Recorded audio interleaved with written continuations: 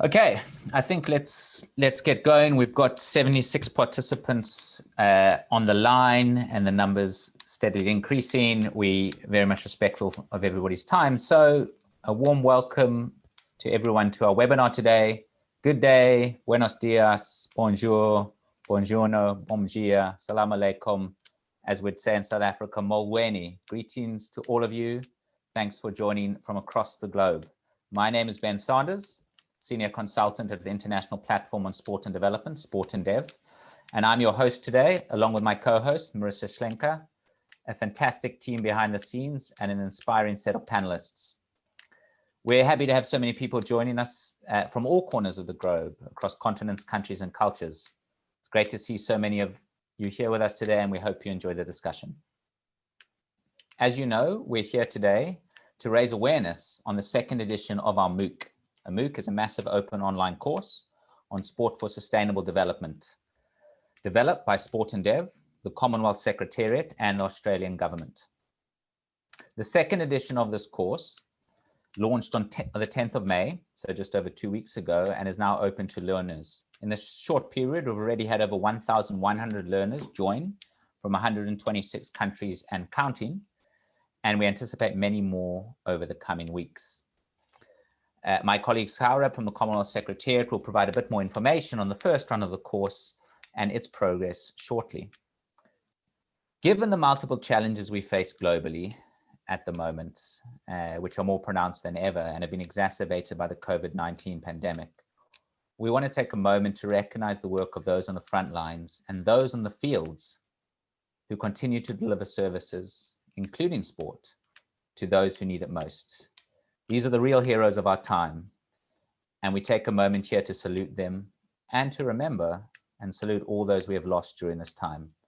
We owe it to them to build back better, and that includes on the sports field and in the sporting arenas. Now, let me introduce our inspiring panel for this 90-minute webinar, bringing a wealth of experience, expertise, and diverse perspectives. We will hear from the following: Miss Maureen, Rosita, Ojong, Ebob-Besong, Sport and Development Professional, Youth Leader, and Program Director of the SEED Project based in Senegal. Great to have you here, Maureen. We also have Professor Oscar Mwaanga, Global Sport for Development Expert from the University of London. Great to have you with us, Oscar. Thank you. Ms. Mothibi, Board Member of the International Working Group on Women in Sport, among many other roles, from Botswana. Welcome, Jaime. And Ms. Julia Tappendorf, Global Programs and Operations Coordinator at the International Table Tennis Federation Foundation, the ITTF Foundation. Welcome, Julia. They will share their experiences of the course in a panel discussion, and we will have some time for Q&A at the end, as well as a short live demonstration of the course and what it looks like today. So welcome to everybody. Thank you for joining us. I will now hand over to my co-host, Marisa, who will set some ground rules for this discussion. Over to you, Marisa. Thank you, Ben. Thanks, everyone, and welcome. Wonderful to be here with you all. As Ben said, my name is Marisa Schlenker, and I'm a consultant in sport for development, working with Yunus Sports Hub, and also supporting the international platform on sport for development. As you said, I'm going to set some ground rules just so that we can make sure that everybody can participate fully and enjoy this time together. So here are some basic housekeeping points. I'm sure many of you all are aware of these. We are recording. You can see that we have the recording light at the top of your screen. And so if you would not like to be recorded, we unfortunately would ask you to exit the session. Just keep that in mind, please. Please keep your microphones off. I see that that's not an issue here. So just so that we can hear the speakers and make sure we can fully appreciate and learn from their insights. We will have the chat box open. Again, you've already seen that. So of course, feel free to introduce yourself, as many of you already have, and also to ask any questions. If you have a specific question directed to a speaker, that would be helpful if you can add that in the beginning of your question. We won't get to all of them, but of course we will do our best. And finally, it's really important that we ask everyone to treat each other respectfully in this virtual space. So no hate speech, no discriminatory language. So please just be aware of that. And with those ground rules, I think we're ready to go. I'm going to now hand it over to Saurabh Mishra. He's the Sport for Development and Peace Project Officer at the Commonwealth Secretariat. And he's also who is actually one of the founding partners of the Sport for Development MOOC. So over to you, Saurabh. Thank you, Marisa. Thank you, Ben. Am I coming through loud and clear? Sounds good to me, Saurabh. Thanks. Welcome, everyone, to the webinar. And on behalf of the Commonwealth Secretariat, the Commonwealth is proud to be a founding partner of this online course, in partnership, of course, with Sport and Dev and the Australian government, who've been absolutely wonderful to work with. Our objective at the start of this project was to increase capacity among governments, organizations, and young people in the sports sector, but also to increase the understanding of how sport can help contribute to sustainable development for those interested in using sport as a tool for addressing key issues in society. As such, we're really pleased to see that this course has already made a significant impact and has garnered strong interest from learners across the world. Since its launch last year, the first run of the course has attracted over 3,400 learners from across 165 countries and 6 continents. A key feature of the course is that it is accessible free of cost, keeping in mind, of course, young people and those with limited economic resources, as the partners were keen to ensure that it is not a barrier to anyone. In furtherance of this, of course, the course has been designed to cater to a wide variety of learners, both within and outside the sports sector. The course is suitable for practitioners, athletes, government officials, sports organizations, board members, intergovernmental organizations, public policy experts, private sector. Most importantly, the content was developed with the help of experts, practitioners and young people from across the world, to actually ensure that the content that was going on the course was in fact suitable to the different needs of the different members who actually form the ecosystem of the sports sector. After the first run, 96% of the learners surveyed indicated that the course met or exceeded expectations, while 92% said they were really satisfied with the course. Now, these numbers are really exciting, and for us, it really shows that the course is seen as a valuable tool for a wide-ranging audience. 62% of the learners surveyed indicated that they have already applied the information, tools, and resources from the course in their policies, programs, and projects, while many have shared this information with others, which leads us to believe that the course is having a real-world impact on sport and development in local as well as global contexts. Now, although we've had overwhelmingly positive feedback on the course thus far, we wanted to provide a platform, an opportunity for individuals to share their first-hand experience of the course with all of you today, so that you can see how this course could benefit you and your programs as well as policies. So we're actually really excited, as Ben introduced there, to be joined by an all-star lineup of experts from across the globe. We're looking forward to speaking with you and sharing their insights. And as I said, while we're happy with the numbers and feedback so far, we feel there is potential to do better. We want more young people, more government officials, more sport organizations, more private sector representatives speaking the same language to truly realize the potential of sport for sustainable development. So thank you again for taking the time to join us today. We really hope you enjoyed the session, and we invite you to join the course and see for yourself how sport can help make a real difference through well-designed policies and programs. I thank all the panelists and attendees again and look forward to an engaging discussion. Thank you, Marisa. Thank you, Ben. Back to you guys. Great. Thank you, Saurabh, for this wonderful overview. The course wouldn't exist, wouldn't have been possible without the continued support of the Commonwealth Secretariat, which is much appreciated. And as you know, it's been a huge journey to get to this point, 3 or 4 years of work in the background. So all the support from the Commonwealth and the Australian government is much appreciated. We will now move on to the panel discussion, and you'll hear from each of our 4 speakers as they share their perspectives on the course and highlights any enhancements or updates we've made for the second run of the course. As Saurabh said, the first run ran from July to December last year with over 3,500 learners from 165 countries. It was very successful, but we have reviewed the course with the help of an expert reference group. We sent a survey to learners, and we have since updated the course, which was launched on May the 10th. It is now open for sign up, and we will be sharing that link consistently into the chat box. Following this discussion, we will then open the floor to questions from the audience and also have a live course demonstration to show people what the course looks like.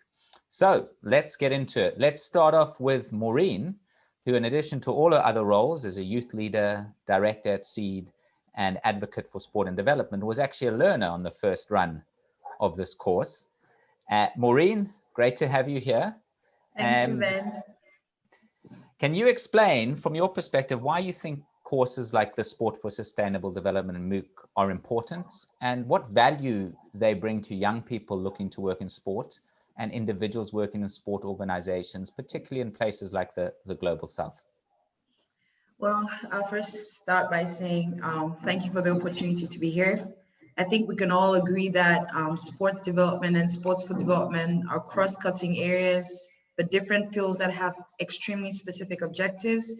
And today for the sports development field, it's really growing, and there's really a need for professionals, in the field to equip themselves with the right techniques and tools to be able to develop S4D programming activities. And you can notice that for a very long time, young S4D practitioners and professionals like myself, have lacked access to adequate training and resources to help us better, specialize and build our knowledge and skills in designing sustainable sports for development programming and projects. And I feel that the S4D MOOC course that has been developed by the International Platform for Sports for Development and Peace and the Commonwealth, Secretariat and its partners is truly cost-effective and more accessible and an interactive course that kind of bridges the gap and enables young practitioners, to better understand the field of S4D and understand how S4D can be implemented and sustained in different contexts. Coming back to my, to my personal experience in sports for D, I think that when I started, 10 years ago, there was really limited tools and documentation on the field. And even more, I felt like the academic programs that were offered at that time around, institutions around the world to train students and professionals in sports for development were very few. They're quite expensive. And sometimes I really felt, uneasy when I was looking for tools and for my activities. So most times I kind of, sought refuge in my experience as a basketball player. But I think that what's particular about the course is that it really gives young people with a desire to work in sports a clear understanding about the difference between sports development and sports for development at one part, and then how they could both contribute to one another. I think it also helps them understand, the different principles and milestones in the scope of S4D and the tools that are available to design, to build S4D programming. For a professional, like myself, working in sports organization in the Global South, I think this course truly has equipped me with the techniques and the resources that have helped me, manage, implement, and achieve, implement and achieve measurable impact through S4D programming that I apply in different contexts. Great, thanks. And you touched on a really key point there around accessibility. So just very quickly, could you maybe touch on why you think having this course free and online is particularly important? Well, I think, as I mentioned briefly, I think having this course for free online will really help more young people. I really stress on young people because, they're the future. They are the ones that are hungry and in search of such platforms. And even for professionals to always have access to the right tools and resources and to be able to design and implement, evaluate, and manage sports for development projects sustainably.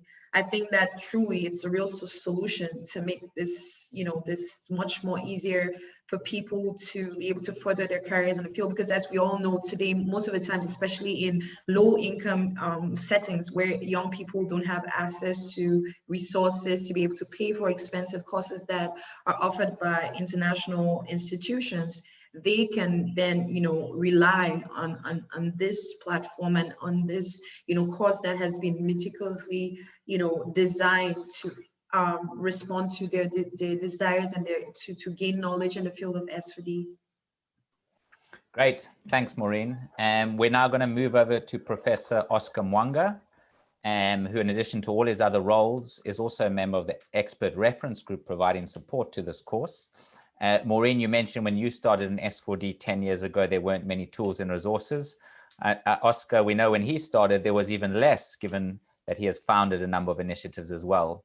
So welcome, Oscar. It's great to have you here. From an academic perspective, I know you wear many hats, but from an academic perspective, why do you think this course is valuable for students and also academics seeking to get a better understanding of sport and development? Well, thank you, Ben, and the host and viewers, listeners across the world. It's a real privilege. I'm really excited to be part of this panel today.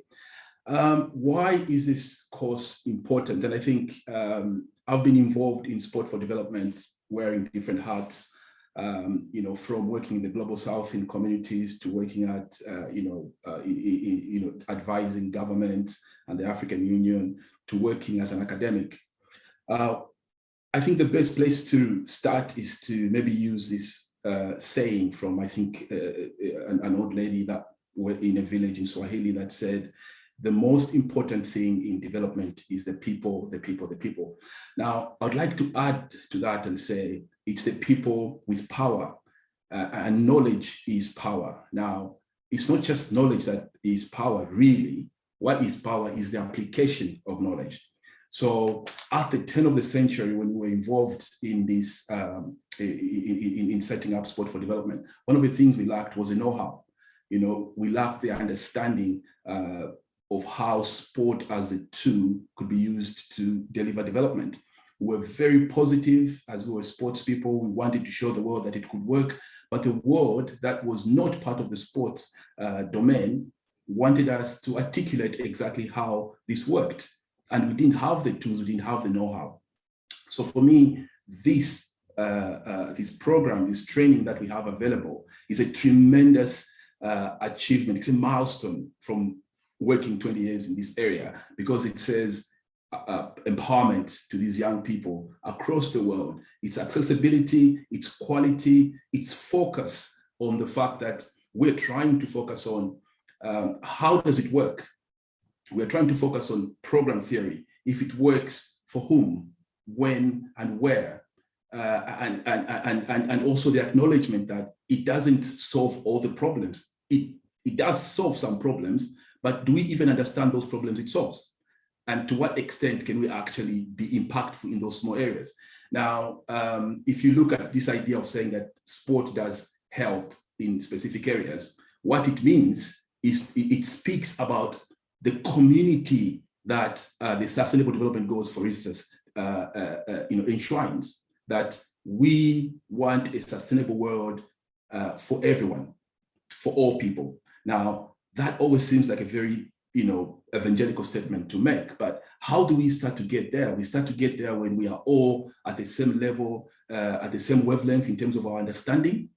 When we understand things together, we have one language, we have one understanding of what sport is, of what physical activity is, and when we talk about interventions in those areas, we can actually begin to develop, indicators, develop programs that speak to this universality. And we cannot do that without education. So the reason this program is important is that it brings us to the same playing field, gives us the same level of understanding. So when we start to speak within the community of sport for development, we speak the same language. And when we start to convince others outside, we have a language and a know-how that can be impactful. Thank you. Great. Thank you, Oscar. Completely agree. We need to speak to stakeholders outside sport as well, and the field has come a long way.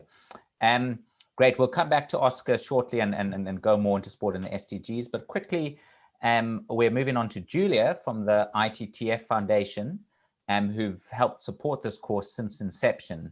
So Julia, the course has been designed, as Oscar explained, to help learners explore aspects of program design, program delivery, and how to measure the impact of policies and programs.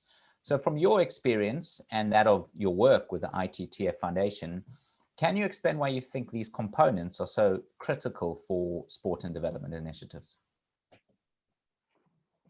Thank you, Ben. First of all, thank you very much for inviting us to the webinar, and congratulations on creating such a great course.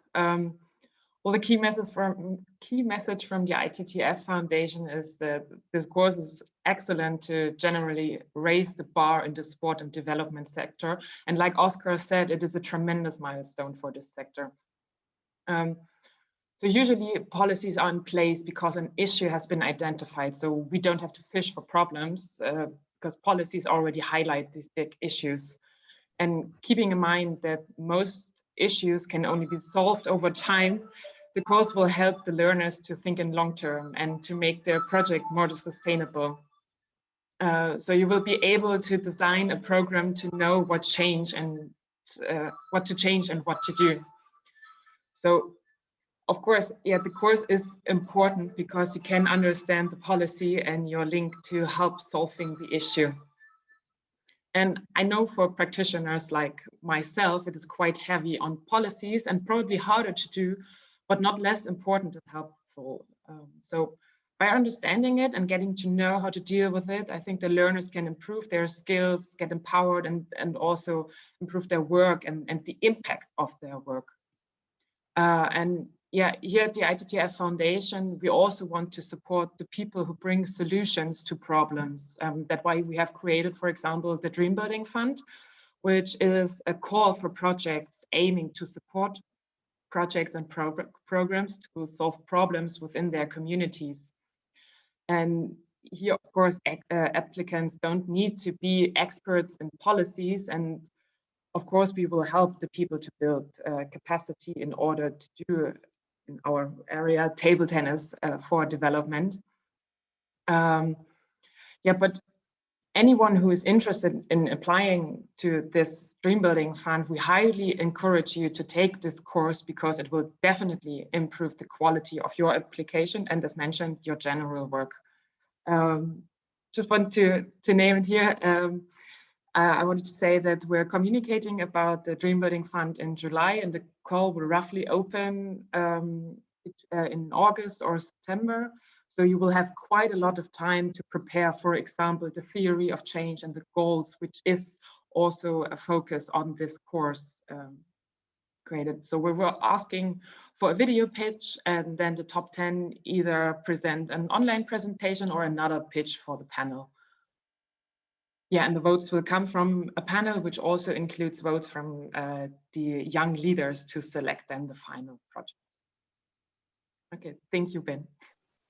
Thank you, Julia. Yeah, that's great to know. I think we've put some more information about the ITTF Foundation in the chat, and we've seen many organizations, including sports bodies, but also universities using this course to prepare people for further study or further work. I know Oscar's also had experience of this from the Zambian context. So that's great to know that it's been used and of value to people both within sporting fraternities, but also in the broader development sphere. It's great to have everyone here today. We've now got over 100 participants online, and we're going to move over to Jaime Mothibi, based in Botswana, who, in addition to being an expert in sport and gender and on the International Working Group of Women in Sports Board, is also a member of the expert reference group that provided support to this course. So Jaime, as you know, the updated course includes a dedicated activity on gender equity in and through sport. And so given your role and experience with International Working Group on Women in Sport, why is this so important, and why do we need to keep gender equity on the agenda? Hello, everyone. Thank you so much, Ben, for having me here and for having International Working Group on Women in Sport as part of the panel. It is a very good thing that we are part of this, because we know that gender equality issues are at the top of the agenda for a lot of organizations. So for you to find it fit to have us here, it's a very good thing. In terms of having women in sport or gender equality as an activity on the course, it's a very welcome development to see that gender equality is fully covered in the content of the course, and also that there are a lot of examples of girls and playing sport across the whole module of the course. It's quite exciting to see that, because one, it becomes a very attractive thing for women to take part in the course, because they see that it speaks to them directly. Their issue, the issues that understand who they are covered in the course. So just that it attracts a lot of women to partake in sport. Another thing is when you go through the course, policy is defined as maximizing participation in sport at all levels. So for me, I take that maximizing participation will mean that you carry everyone along with you, including women and girls, and also at all levels. It means at all levels for everyone to be able to take part in sport. And so for me, that alone, the fact that we define the policy like that, it's also a very good thing that talks exactly or directly to gender equality issues. Professor Mwaanga just talked about sport being a universal language, and I think we don't want to see women not being part of the understanding of the same language that is spoken across, because they're not part of sport. So if sport is part of the language, then let everyone be able to understand the concept of sport, so that we can all speak the same language. And another one is I believe that women are equal participants in sports in terms of the desire to consume sports and to take part in sport, even though that we know that in terms of opportunities, we are still not at that level where women are given a lot of opportunities. So for them to be able to be part of sport or being equal partners in sport, we need to be able to include women at all levels of programming and formulating policies, from the designing of policies across to the implementation. So in that way, women feel like I said before, they're part and parcel of sports. And why do we need to keep equality, gender equality on the agenda? It is important for every sport organization to include gender equality, because we need to, there's a move to attain equality in sport. So that is why there's a need to maintain gender equality on the agenda, because we need to continue the conversation, we need to continue the discussion around gender issues. So that is why it's important to have it in all the agendas, because if you don't have it on the agenda, then we might as well sleep and not be able to continue the discussion around it. We know that before COVID-19, the discussion was, we could see a lot of progress being made there and there in terms of gender equality in sport. But we know that COVID took us 2-3 steps back. So I think we need now to intensify on the discussion and on the discussion and keeping gender equality on the agenda. And also for me, I think we need to also have it on the agenda, because sport has to benefit from what both women and men are bringing to the table. I believe that men have a special thing that they're bringing to the table. Equally, women have something that they're bringing to the table. If you are given an example of leadership, men are career-centered, and they'll move an organization in terms of a career point of view. And women are people-centered. So both elements or skills are very important skills in leadership in sports. So we need both people to partake in sport. That is why it's important to continue having gender equality on the agenda. Thank you for now, Ben. Thanks, Jaime. Yeah, and we know there's still a lot of work to do. We know the playing field is not level. There's discrepancies in pay. There's discrepancies in access to opportunities. So just following up on this quickly, can you share with us a quick example on how your organization is using sport to promote gender equity and human rights? Yes, since 1994, at the time of the inception of the IWG, we have a Brighton Declaration, which has been updated to Brighton plus Helsinki Declaration. It's more of a IWG Bible, where everyone who wants to come into the fold of women in sport, they have to sign the declaration. So we use it to drive the legacies of IWG as well. So that is one thing that we use to use sport, because it contains 10 elements into it that can help any organization to understand how to use sport to drive the gender equality agenda. Also, IWG promotes sports as a health alternative, especially in addressing the non-communicable diseases. So it's one thing that we say, if you have more women and girls partake in sport, it has a lot of health benefits. And also we use sports activities to sort of disseminate information on the sexual reproductive health and rights, especially to young girls. So that is how because we know that sports can bring a lot of people together. So when people are come together during a sports activity or during a match or football match, then that is when we are able to drive our agenda as IWG. We've also partnered with organizations like Commonwealth Secretariat, like Sports Leadership Academy by Anita White Foundation, where we push more women to take training on leadership. You should know that sports leadership is like any other leadership. You can take what you learn from sports leadership to your workplace and to all other areas of your life. So that is basically what we are doing at IWG. And we are having a IWG conference in 2022 where we are going to be addressing a lot of issues on gender equality. And I think people who are here, if they are not registered to IWG conference, they should be able to look at it because we are going to be having both online and physical, mainly because of COVID-19. Yeah, thank you. Thank you, Jaime. Yeah, and that is a big conference coming up next year. We hope to be there in person or at least virtually to support it. It's an incredibly important issue. Great. Thanks. I see we've got 100 panelists from all across the globe. I see some familiar faces, some new faces. Thank you, everyone, for joining. We're going to keep the discussion going and return to Julia from the ITTF. So, Julia, in addition to gender equity in sports, other cross-cutting issues now also feature quite prominently in this updated version of the course, including disability, human rights, social inclusion, peace building, and safeguarding.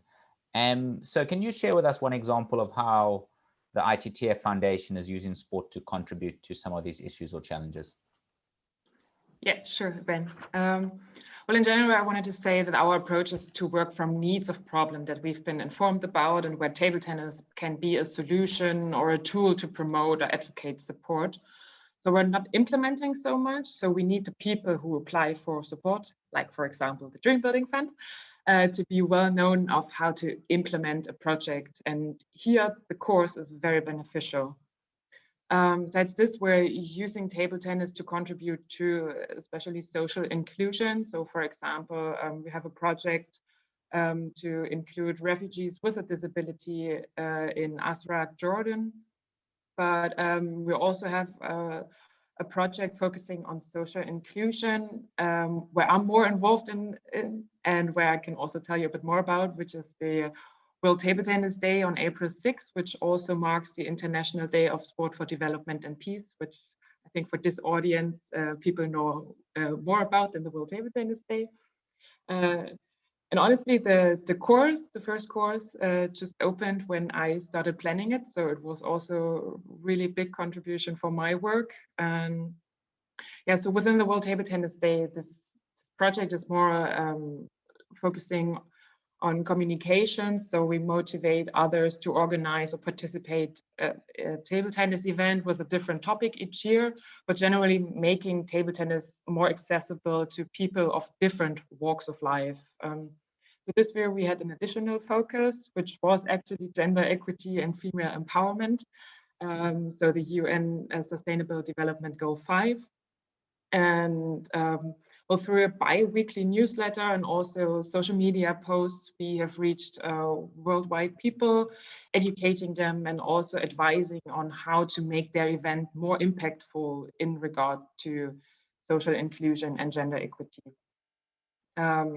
As an example, we have increased the female media presence, especially during the Women's History Month, March, but also shared with our audience that you have to watch how you present them. So women and girls can also show emotions, and they don't just have to be pretty.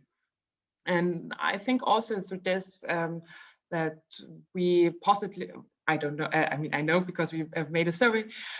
So we positively changed the attitude towards gender equity and showed that women and girls are also just people and equal, or at least should be equal. Yeah, and like Jaime mentioned, and what is also included in the course is that promoting sport as a tool for social change and community development is one example of working towards social inclusion and gender equity. Therefore, we additionally piloted our World Table Tennis Day Promoters initiative, where we supported individuals organizing a World Table Tennis Day in their community. So this way we were able to not only create a network for all the promoters, but also guide them in a more adaptive way, more adapted to their needs and their community. And we were also especially addressing this call to women. Of course, men were also promoters, but we had a majority, I think 70% of them were female. So also to increase their leadership skills and increase their responsibilities, and therefore also increasing their self-esteem. So to name you also one statistical figure from I think was roughly 50 promoters, we have 70 female, and most of them reported that they felt empowered and through giving them the chance to see their own potential. And even though it was only a short-term project, so think about what you can do with a long-term project. And this course really helps to have long-term thinking. So that's why we're also in discussion now how to continue and create some sort of legacy for girls and women. Yeah, so definitely this course helps you to understand which steps you have to take to oversee a project and to critically question yourself and also analyze your ideas and goals. Thank you, Ben.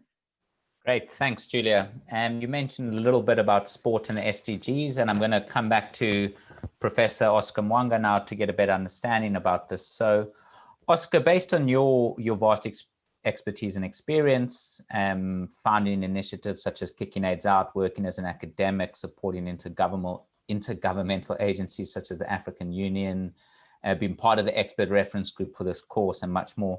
Can you briefly explain how sport can be used to advocate for and promote the SDGs? Thank you, Ben. Thank you for the opportunity once more.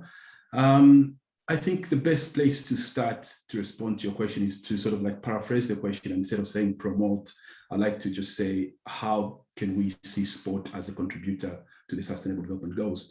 A little bit of historical background will help highlight the response. So in the declaration for the United Nations Sustainable Development Goal blueprint for global sustainable development, which was adopted in 2015, there is a clear paragraph in the declaration that recognizes the increasing contribution of sport to sustainable development. So this is quite a milestone. This is quite important milestone in recognition of sport within the global development policy. So that recognition for some of us that have been in sport for development for these many years was a tremendous achievement. However, the challenge is there's 17 sustainable development goals. There is 169 targets, and there is 232 indicators. So when you go in this document, which is the blueprint given to us by the United Nations, there is no other mention of physical activity and sport outside that paragraph, which is really in the preamble or the declaration. So what this means to us in sport, who believe in this asset that can contribute to the global agenda for development, sustainable development, is that there is an opportunity here. There is an opportunity for us to work and to target our work, to start to discuss where does sport make the difference, how does sport as an asset make the difference, and why does it make the difference. And then we're lucky enough that we're not doing this in a very loose, open field. We're doing this within a framework of this roadmap, which we call the Sustainable Development Goals.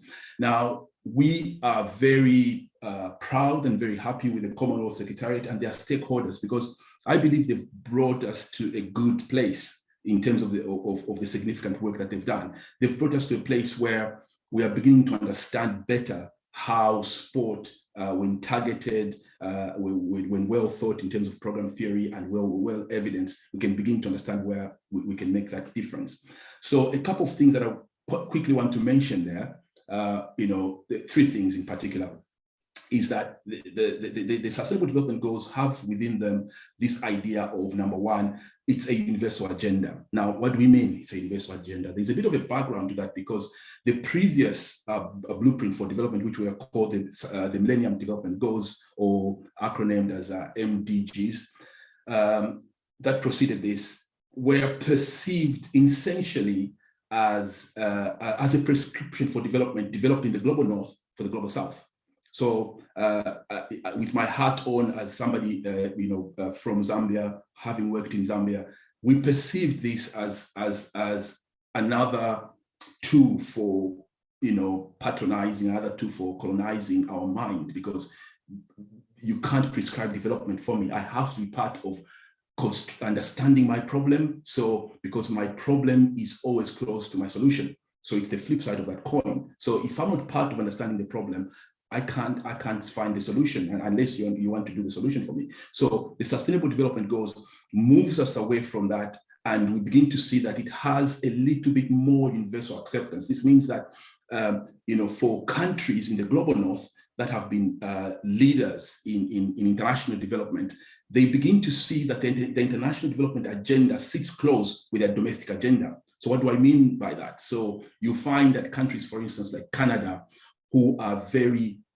focused on how development can be measured, how it can impact communities, will then be leaders or who sit in this idea of promoting that domestic agenda internationally as well. So it becomes development, international development begins to reflect the domestic agenda of countries. The same way in the countries in the global south, they will have one blueprint that everyone ascribes to. So if we see, for instance, one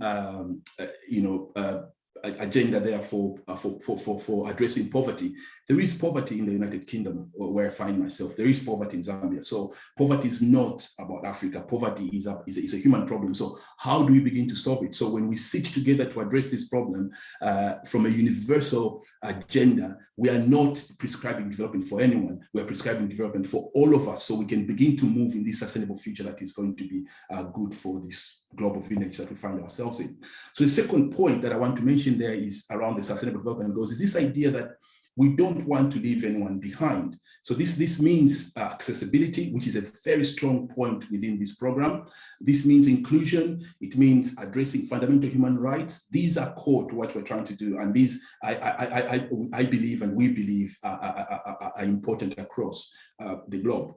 So we don't want to leave anyone behind based on gender, on ethnicity, on economic status. We don't want to leave anyone based on disability and etc. So this concept is central to the development, the Sustainable Development Goals, that we don't leave anyone behind. And sport, seen as this universal contributor to development, has to be brought into that context of how does it help to bring everyone forward in its multifaceted way.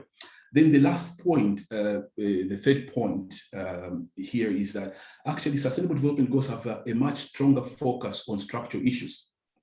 So SDG 16 actually speaks to inclusive governance as one of the participatory governance issues that we need to address. It speaks to reducing illicit flow of finance. And as you know, many countries in the global south suffer from illicit flow of finance. We don't talk much about it in Sport for Development. We don't reach into those issues, but because the Sustainable Development Goals brings these issues of structure and how some countries are left behind because they're disadvantaged in the global structure of things, it's important that these issues are brought to the forefront. So it speaks to issues of child protection, which is under goal 6.2. It speaks to issues of equitable representation, which is around the issue of global governance, SDG 5, which includes gender equality and leadership. So structural governance, the rights and all these are really brought into this issue. So I see the Sustainable Development Goals as creating even an opportunity for us to imagine, not just a framework for us to operate and set targets. Yes, it helps us to, in sport for development, it helps us to see where can we make the impact. We don't want to make impact in all of them. That is unrealistic. One of the challenges we had when we started to, in sport for development historically, was this claim that sport solved all the problem. It was a panacea. It is not a panacea. As soon as you make that statement, it's a panacea to someone who's not in sport, then they won't take you serious, because nothing is really a panacea. So if those in education, they know that education itself is not a panacea. So why should sport then be claimed to be a panacea? So what we want to do here is to say, where can we have high impact? If we target our interventions, where can we have high impact? So the people in other domains can also have high impact in areas where they can have high impact. So people in art, people in music, people in other domains will be able to identify where they have impact. And in this one global village, we can all play our role. So this through the work of the Commonwealth has allowed us to think critically about being targeted in our approach. It has created a global community in the response, which we have seen the challenges from COVID-19. We have always been denying the truth of our coexistence. That is brought to light. And lucky enough, we have this Sustainable Development Goals as a framework, which allows us to operate with particular targets. But for me, it also gives us a very systematic imaginary opportunity. So if we begin to operate in terms of the Sustainable Development Goals, if we know where to start. So we can say, we are going to focus on gender, all of us, and this is where we start. We have some indicators, we have some baseline data, because we are all starting to have the same indicators globally because of the work of understanding that we need to have a global perspective on measurement. So it's very important that we begin to say, in the future, can we have a global framework for ethics, for instance, in development, as opposed to you coming to me in Africa and then say, that's not right, you shouldn't treat your children like that, and you need to have human rights here and there. Let's talk about a global framework that allows me to also critique the global north on aspects that they're not good at, and appreciate the global south on aspects that they're good at. So we are on one on one planet, but we have a blueprint now, which helps us to frame the way we think sport is going to contribute. So I think I will end there for now, and thank you, Ben. Thanks, Oscar. Yeah, very comprehensive, and I agree with you completely on the need for equity in how we deal with these goals. I am now going to hand over to my co-host, Marisa, who is going to ask a few more questions to our panelists. We'll have about 10 or so more minutes of questions before we then move into a demonstration of the course, and then a quick Q&A. So if you have any questions for any of the panelists, or about the course, please put them in the chat so long, and we'll get to them later. Over to you, Marisa. All right, thank you, Ben, and thank you to all the speakers. This has been so insightful listening to everybody and their shared experiences. We're going to go back to Maureen. And Maureen, as an actual learner and a student of the course, and you already mentioned all the great knowledge that you took away and the resources, can you actually give the audience an example of how you've been able to apply some of these learnings in your day-to-day work as a practitioner and youth leader? Thank you, Marisa. As a practitioner, I want to really point out that as a practitioner of SPD, I was so excited and looking forward to this course from the moment it was kind of announced 2 years back before it actually was launched. And I must say that it has met my expectations. It was important for me to, as a practitioner, to better understand the guiding principles and the methodology on SPD. and sports and social entrepreneurship in general. So the tools that I have been able to have access to through the course have served me in my everyday activities as a consultant, my work as a consultant with international sports and development organizations based on the continent and specifically in Africa, and in my role as program lead for the premier sports and development organization in Africa known as SEED. So for me, the S4D MOOC definitely, teaches practitioners how to carry out, for example, how to carry out, effective situation analysis to build their theories of change, as earlier mentioned by Ben, and to be able to develop their logic models for S4D programs. And it equally, for me, in my opinion, educates and equips practitioners with different M&E methodologies and tools which they can use to really measure impact. For a very long time in the past, the question was about how to really measure the impact of S4D initiatives and really say that sports has an impact on human development. And today, through the course, you can have access to tools, to case studies that have been carried out, and how M&E tools are used to be able to measure and sustain programs in the long term.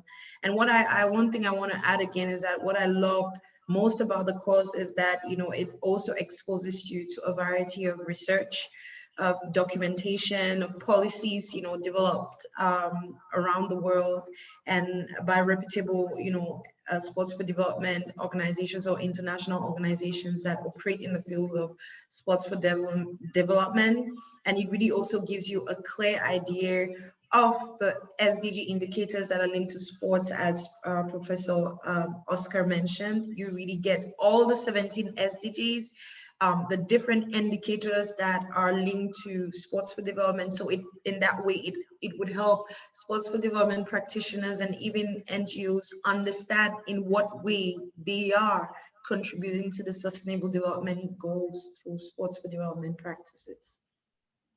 You have done an amazing job selling this course. What I would like to also ask, as you are a learner and you went through it yourself, can you there might be some young people on the call today who are feeling a little bit overwhelmed. Could you maybe give some good tips, as to how to get through the course, or anything that helped you that could help some others who are listening here today?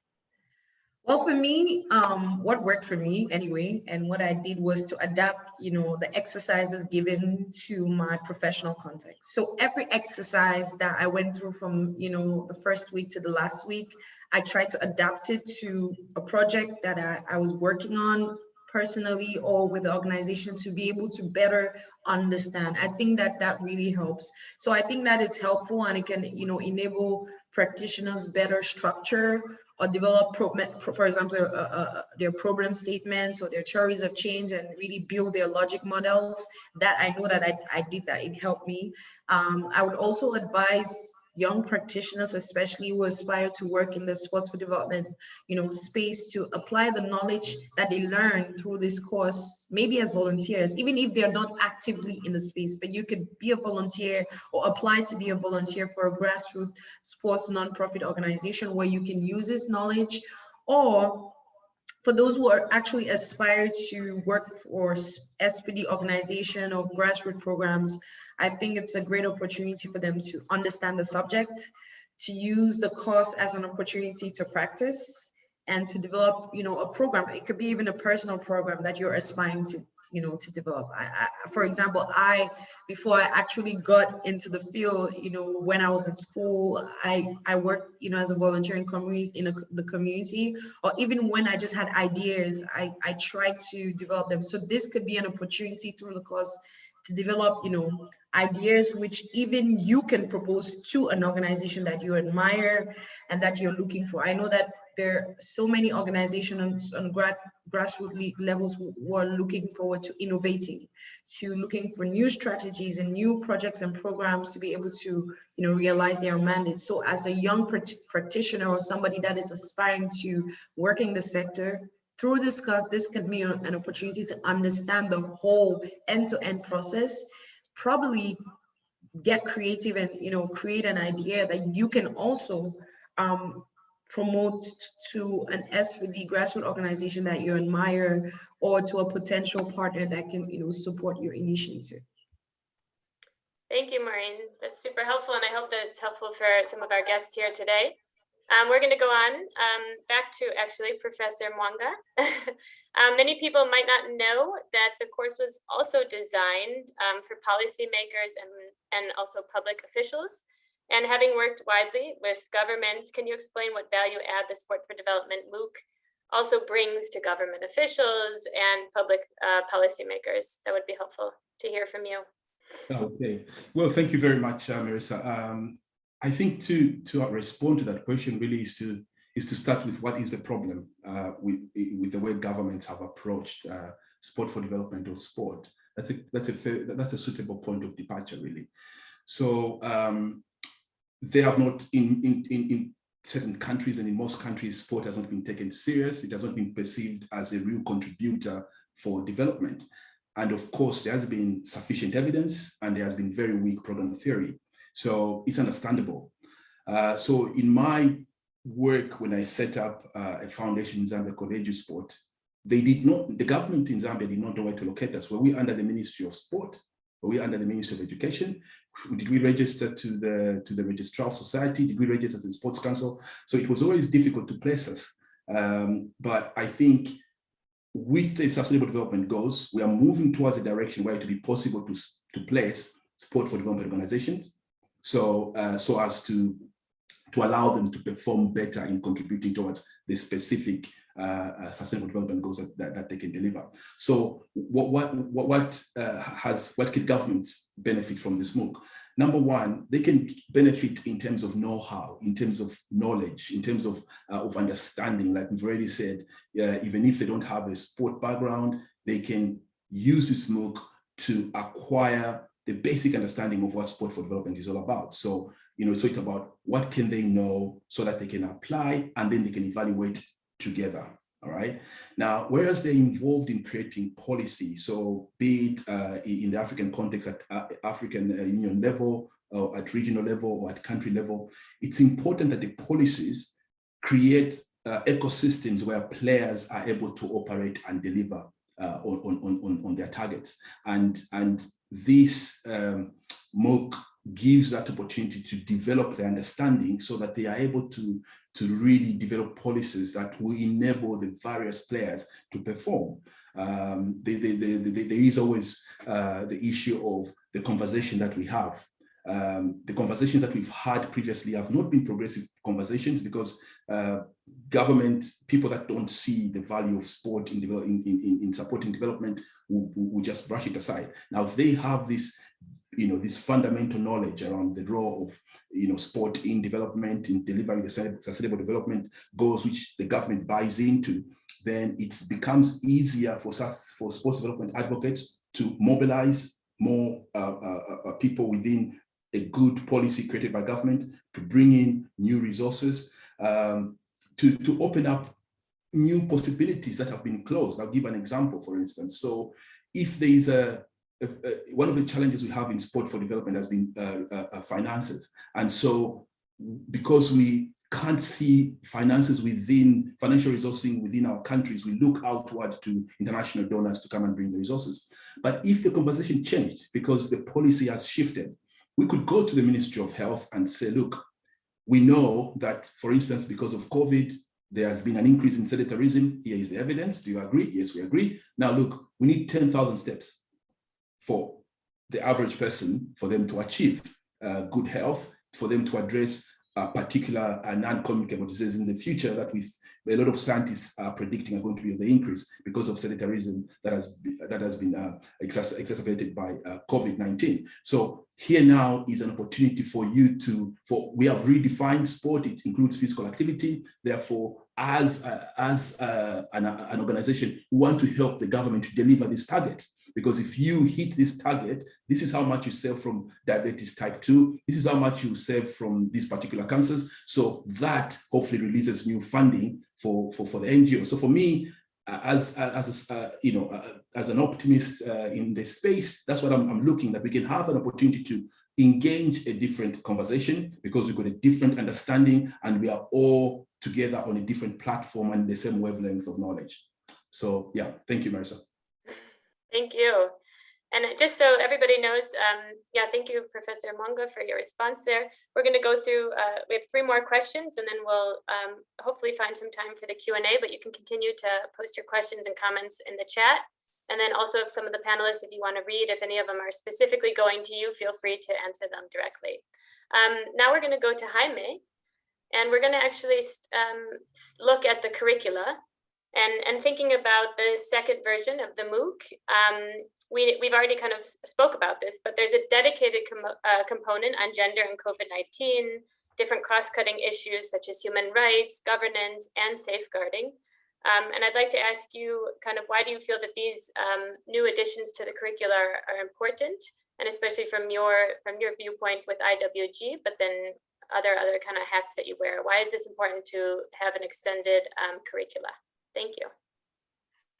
Thank you, Marisa. I think the curricula sort of form a baseline data for all the courses that will come after this one, the SDP courses, in terms of the importance of gender equality and in terms of the importance of the notion, nothing for us without us, because it encourages people to plan for women with women and girls, and also understand the issues that affect women and girls as they plan, as they design the policies, as they design the programs. So for me, the MOOC is very it's a good baseline data that can actually inform what will happen in the future. That we can actually place gender equality alongside all the important components, be it human rights, be it governance. Of course, safeguarding affects women mostly. So for me, it's also to do with the importance of placing the importance of gender equality. Also, achieving gender equality is very important in terms of achieving or meeting the 2030 agenda of the SDGs, and I think that is very important for intergovernmental organizations and government ministries and CSOs, especially SDG 5. So having this gender equality on the MOOC, and also like Professor Mwaanga have said, and making sure that the implementation of SDP programs is done right. It's also helping the governments and intergovernmental to work with people who have the know-how of what they're doing. I think even for donors and for sponsors, it's encouraging for them to come to me when they know that I have a background knowledge of what I want to implement, and I can actually do it right. So that is what the course is doing. And I think we all agree that SDP has attracted a lot of women, because a lot of implementers and a lot of practitioners are women, especially in the NGOs and in CSOs. So for me to have women having the know-how what they're doing is also expanding and also contributing to the gender equality a movement or gender equality discussions. And before, like I said earlier, before COVID-19, like I said, the progress was made in terms of pushing gender issues. We know that Tokyo 2020 was targeting 48.8% of women participation at the Olympics. Because of COVID, we are not even sure that they will attain that. It's something that we are waiting to see happening. We are not quite sure that will happen. And also we very much understand that COVID affected a lot of women. If I give example in Botswana, we during the lockdowns and the curfews, we saw an escalation in terms of GBV cases growing in Botswana.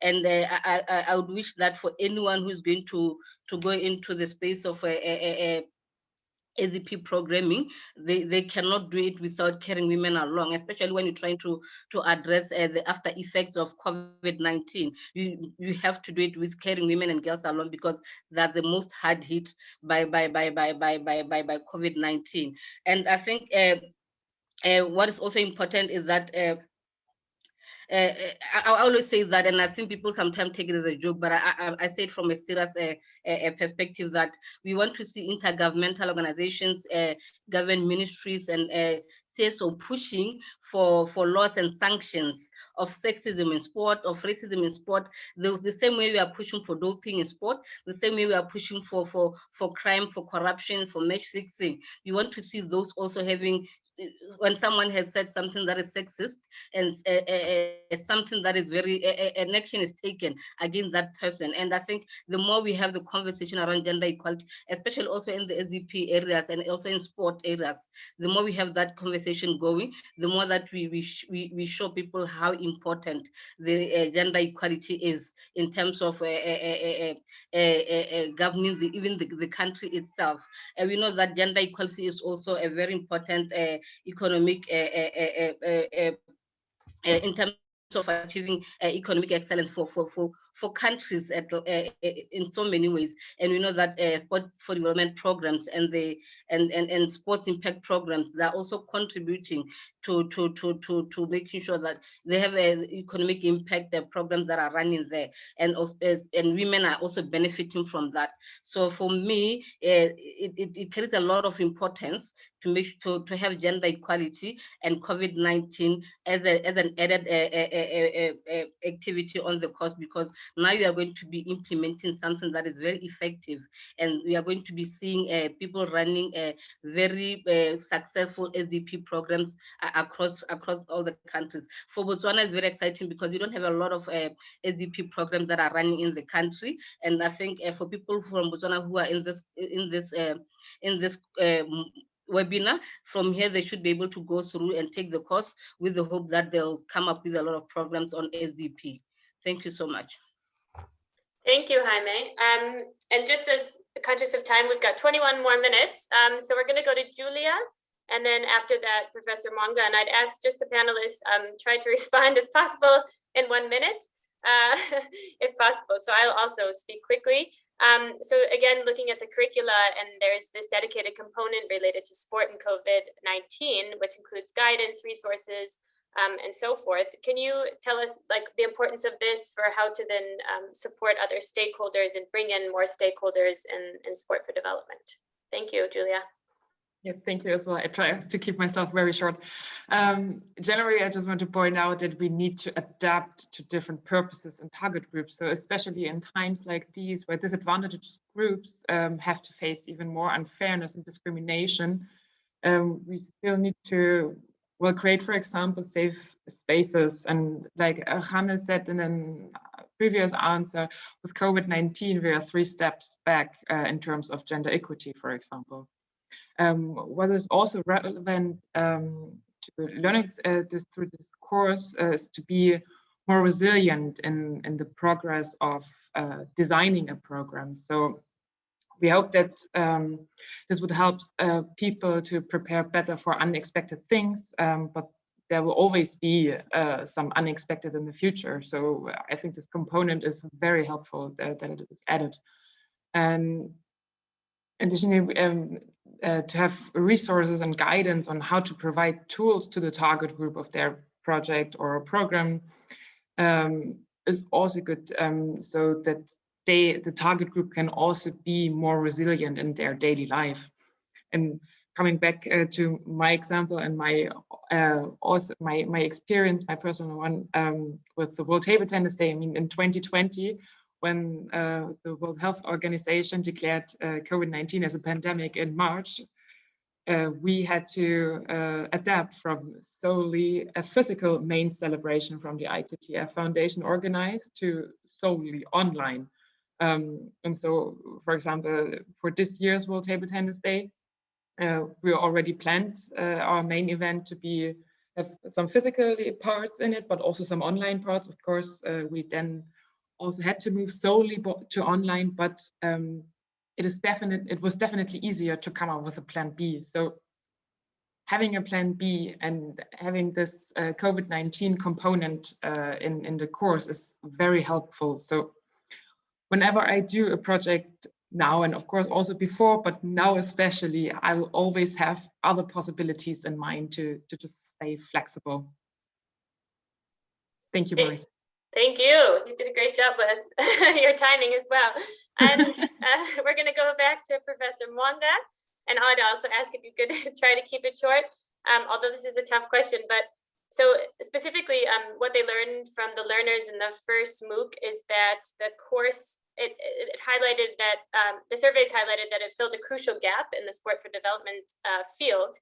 And I just wanted to kind of ask you your perspective on this, of this idea that there's a gap in the field, and perhaps also there are kind of solutions that you see that are being offered to fill this supposed gap that exists. So Professor Mwaanga.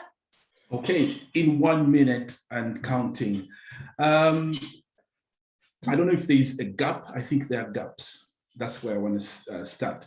But this program for me is a form of a bridge in many areas. So one of the things hearing Maureen speak is that for me, it provides real empowerment, both from the level of perception, people feel knowledgeable enough to start designing their own problems, their own programs based on the understanding of the context which they come from, so they can actually go ahead and make changes for their lives. No one is going to come and improve your life for you. They'll partner with you, but you have to be in the front seat of that vehicle that tries to change your living situations. So there's real empowerment there,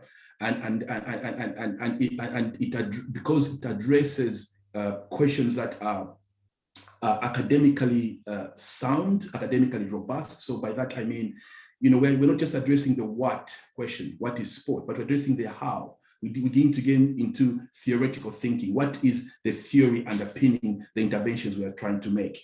Can we unpack the ideologies behind what we're trying to do here? Because everything we do is constructed with a background of particular ideologies of how we think about people that are different from us, how we think about women. So all these are brought to the surface because you're trying to really be critical in the way you're applying your understanding before you can proceed to design programs. You're also trying to look at the idea of how relevant is this learning for industry? Are you creating another just people that know and can't apply? So there is a dimension in there about hands-on, people going and actually doing things themselves, and then, you know, the things that they're doing being relevant in their context. So if they claim that they've designed programs that can make a difference in health, the health ministry begins to appreciate that.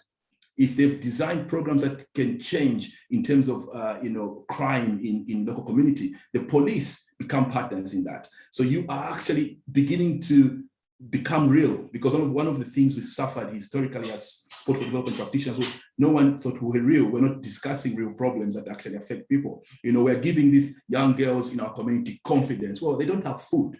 They don't have education. So what is confidence in their context if they don't have those real things? So we start to go and ask, what are the real problems that people face, and how should we address them from the why and the how perspective? So I think one of the main gaps there, Marisa, is really the idea of empowerment, that people feel they're addressing real problems and they're having real tools to change their living situations through sport. Thank you, Marisa. Thank you. Thank you for such a great answer. I'm going to now hand it back to Ben, and he will take us on to the next part of this webinar. Thanks, Marisa, and thanks to all our panelists. Some really inspiring and invigorating discussions. We'd like to take a few minutes now just to show you the course, what the course actually looks like. We've been talking about it a lot, but this is your chance to sort of see it in person. I'm going to be sharing my screen, and we are going to be sharing the link to the course in the chat box, so you should be able to open and follow along on your screen too. Don't worry if you miss something, we'll also share a how to sign up poster with you by email after the webinar. So this is the landing page for the course. And it just gives you an overview of the course, Sport for Sustainable Development, Designing Effective Policies and Programs. You can see how long the course is, how much study is required. There's a bit of an overview of the course, which we've talked about. There'll be an overview of the topics, and the course is available immediately, what you will achieve, who it's for, who you'll learn with, who developed the course, and there are some learner reviews at the bottom. But to join the course, you will click join course for free, And one will need to register on this platform or register using your Facebook or Google account. I'm going to sign in because once you have registered, you'll be able to sign in to the course. And then once you've signed into the course, you're now able to go and take the course. So a few important things. Important to remember that from the date when you register, you'll have 6 weeks to complete the course free of charge. It's plenty of time, but we recommend you don't register in a busy time of the year so that you have sufficient time. Although the course is free, there's an option to upgrade if you wish to complete the course over a longer time period or receive a certificate. And more information on the upgrade can be found on this page and on your learner profile. Really importantly, when we put this course together, we try to make sure that people could relate to the content. So we try to show a diverse range of perspectives, voices, and faces, not only from Europe, Middle East, Africa, and Americas, but from all around the world. We don't have much time, so I won't go into huge detail, but the course is divided into 4 weeks. Week 1 of the course is called Setting the Scene, Sport Development and Change, which introduces the concept of sport and development, some history, and starts you on this process of understanding how to use sport for change. Each week is divided into about 20 steps or activities. Week 2 goes deeper into policy, strategy, and governance, looking at sport and the SDGs, looking at policy, strategy, ways to achieve your goals, issues such as human rights, inclusion, gender, disability, which we have spoken about today. Week 3 is really about making it happen, making it work, measuring impact, programs, program design and development, planning, logic models, monitoring and evaluation, the benefits, risks, and limitations of using sport. And finally, week 4 is really about making the case for sport, mobilizing people, partners, and resources, pitching for your project, advocating, making decisions, raising funds, and creating value. So there are 4 weeks. Each week is about 20 steps. These different steps or activities may be videos, they may be audios, they may be articles, they may be exercises. There's no examination on the course, but there are some quizzes and assessments. As a very quick example, we'll show you an example of one step called Create Your Theory of Change. As Oscar said, and as we've talked about, it's critically important to have a strong program theory underlying any policy or program in sport for development and any other development initiative. So this step helps learners to start outlining a theory of change, why your initiative is important, relevant, and will lead to the intended change. It builds on previous steps in the course where you start designing or profiling the initiative you currently work on. And there is a worksheet in which you will actually start putting together your theory of change. This then becomes iteratively developed throughout each week of the course as you move forward. So the course is very practical. There's a lot of activities and exercises, and this is just a kind of sneak preview of what the course looks like. There's very much a mixture and blend of activities, audio, video, exercises, articles, and lots of links to further resources and documents. I will stop sharing my screen now. As I said, we will share via email the link to the course. We'll also share an information registration sheet with instructions to help you register for the course. I will now hand over quickly to Saurabh from the Commonwealth to summarize the discussion and the Q&A. Thank you.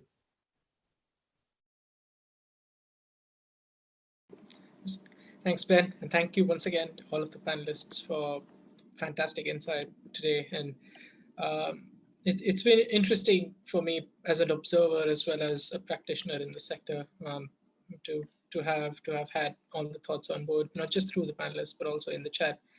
And some of the key themes that have emerged are incredibly positive and very thought-provoking, such as that young people have historically lacked access to training and capacity building tools to better understand how to implement SDP in a sustainable manner. And it's been recognized how the MOOC has helped bridge this gap at a practical level, especially in low-income settings. Further, the course has helped demonstrate what sport can and, more importantly, cannot do. And it is important to design programs and policies in a very targeted way to intervene where there is high impact.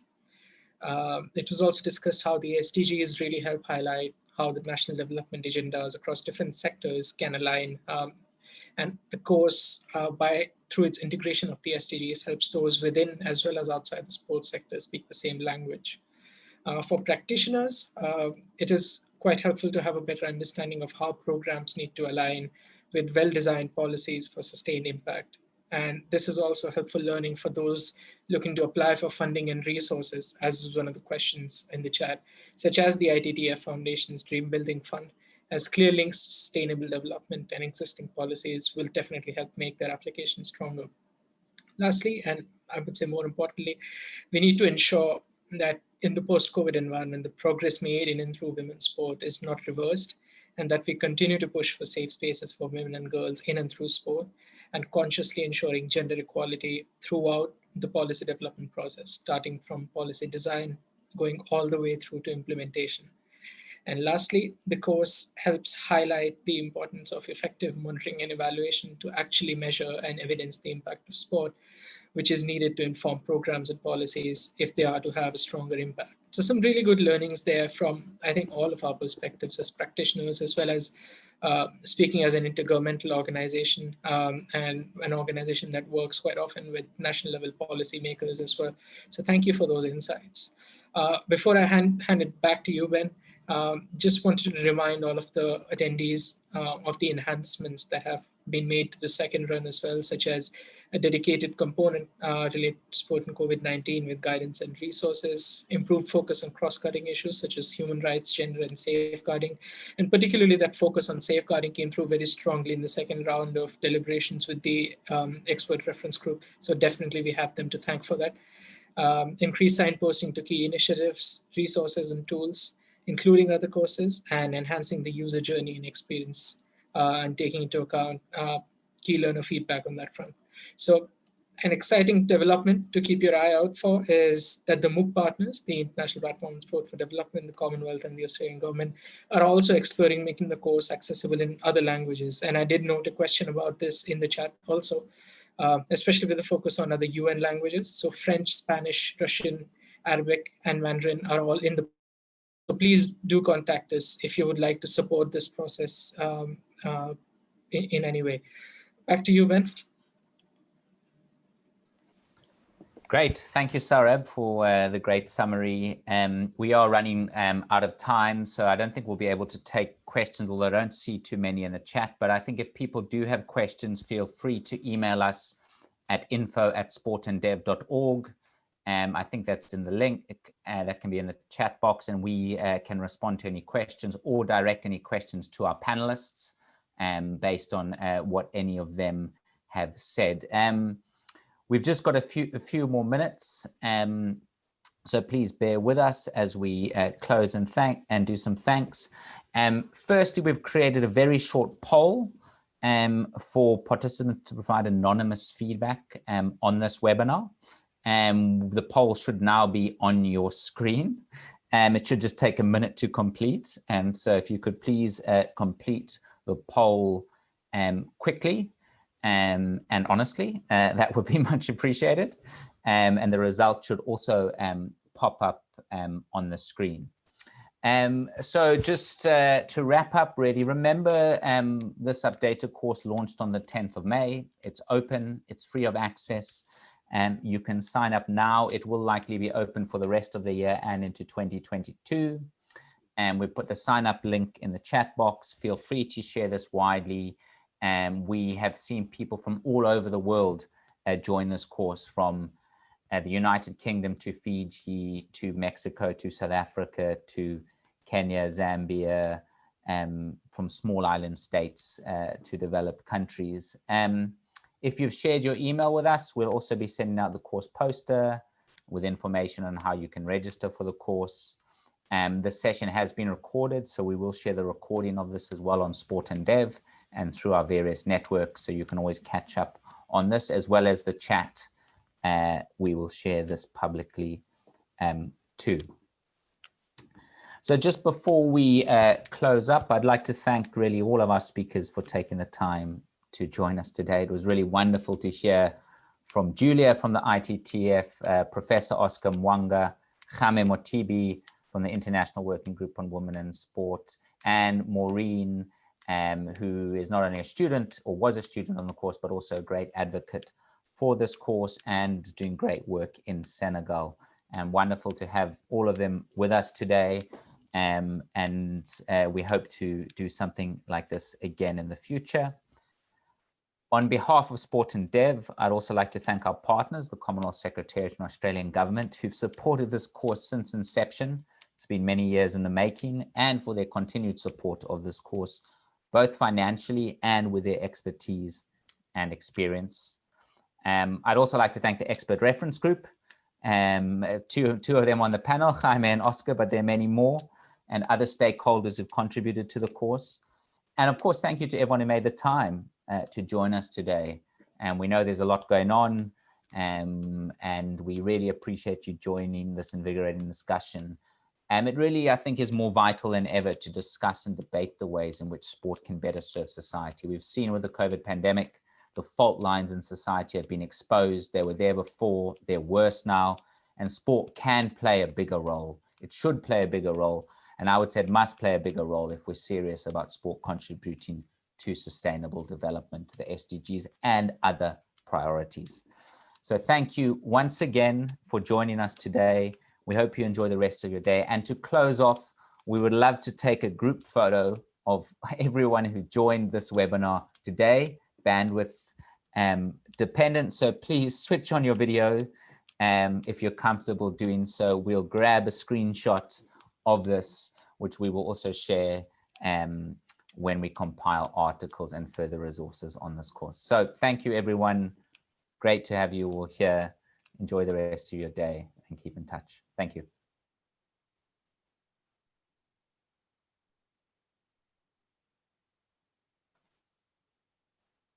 And if you're comfortable turning your video on, Marisa will grab a screenshot of everybody from across the globe. Wonderful to see so many people here. It reflects the diversity of people we've had on the course as well. Thank you very much and enjoy the rest of your day.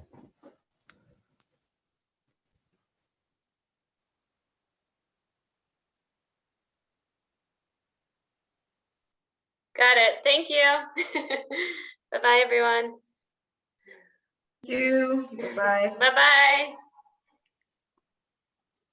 Bye, and thank you, everyone. Thank you, everyone. Thanks, Marisa. Thanks, Ben.